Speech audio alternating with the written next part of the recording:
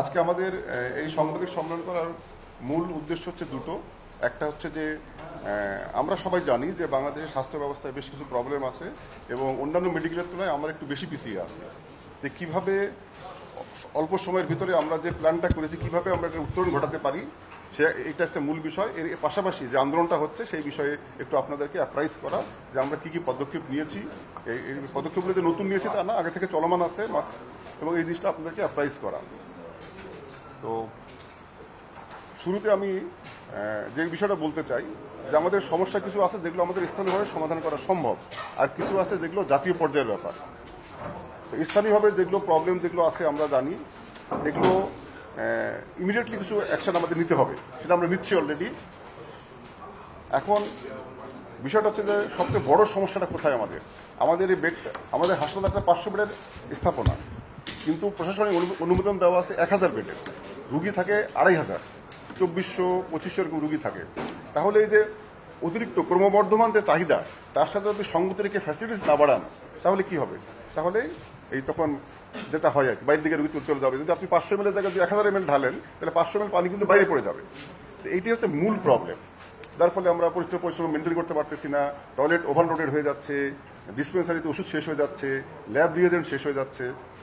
তো এগুলো তখন অন্যান্য দালাল, তারপরে সিন্ডিকেট এসব তৈরি করছে।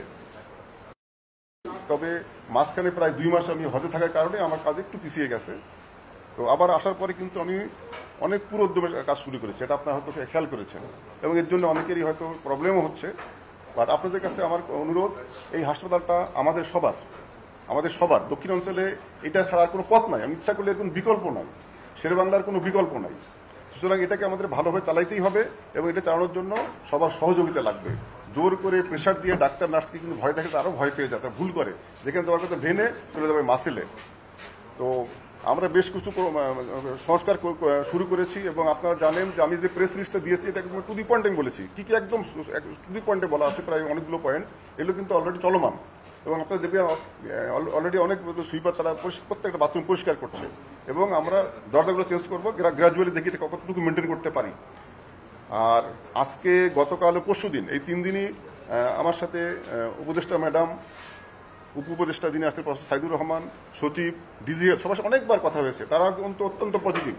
ইংরেজিতে একটা কথা আছে, every crisis makes an opportunity. যে কোনো ক্রাইসিস থেকে একটা সুযোগ তৈরি হয়।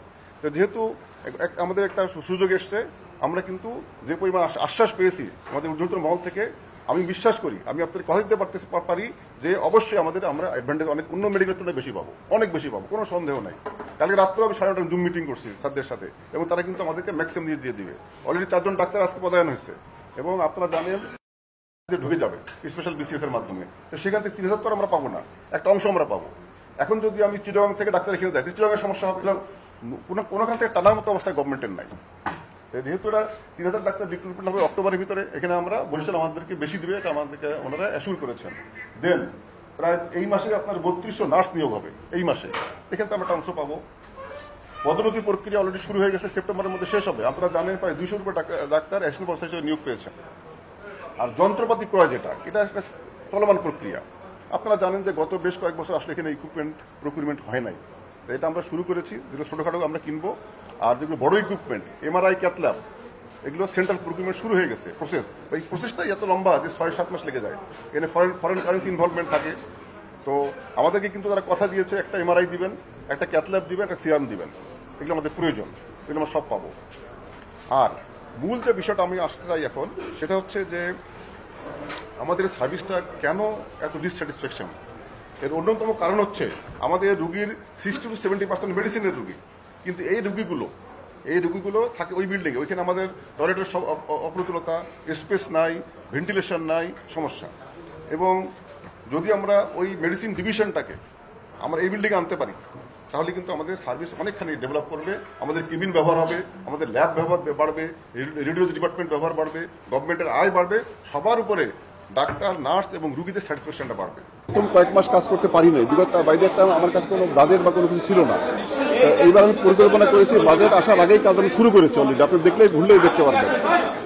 আর আমি বিভিন্ন সব লেভেলে কথা বলেছি, স্বাস্থ্য উপদেষ্টা, স্বাস্থ্য সহকারী উপদেষ্টা, সচিব, ডিজি হেলথ সবার সাথে কথা বলেছি এবং স্থানীয় সবার সাথে আমার যোগাযোগ আছে। সবাই কিন্তু অত্যন্ত পজিটিভ এবং দাবিগুলো বা এগুলো কিন্তু আমরা সবাই জানি এবং আগে থেকে আমরা এর উপরে কাজ করছি এবং আমাকে 100% তারা অ্যাসুরেন্স দিয়েছেন যে যত দ্রুত সম্ভব তারা আমাদেরকে এগুলো দিবেন, রিসোর্স দিবেন, বাজেট দিবেন, যা যা লাগে দিবেন। এবং যেটা আপনাদেরকে বললাম, ডাক্তার নিয়োগ হচ্ছে, নার্স নিয়োগ হচ্ছে, হয়তো ম্যাক্সিমাম 2 থেকে 3 মাস লাগবে। তারপরে আমাকে কিছু আউটসোর্সিং লোক আরও দিবেন পরিষ্কার পরিচ্ছন্ন করার জন্য। আর ইকুইপমেন্ট যেগুলো আমাদের নাই, এটা তো আপনারা জানেন, বললাম যে প্রকিউরমেন্ট ফরেন কারেন্সিতে করতে হয়, বিদেশি টাকায় করতে হয়। এটাতে 5-6 মাস সময় লেগে যায় মিনিমাম এটা প্রসেস করতে। তবে আশা করি ইনস্টলেশন করতে আর 2-3 মাস লেগে যায়।